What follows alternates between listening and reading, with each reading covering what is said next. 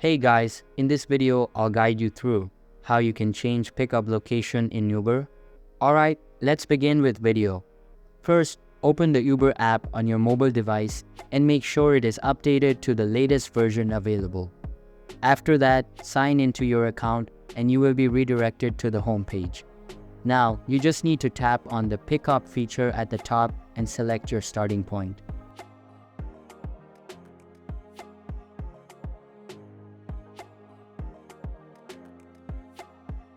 Next, select your endpoint and you will see a list of available rides.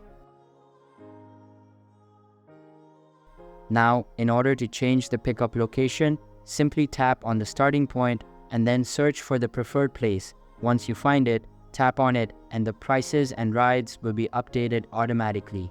So that's basically how you can change pickup location in Uber. So that's all for this video. If you find this helpful, consider subscribing and giving this a big thumbs up, and I'll catch you in the next one. Thanks.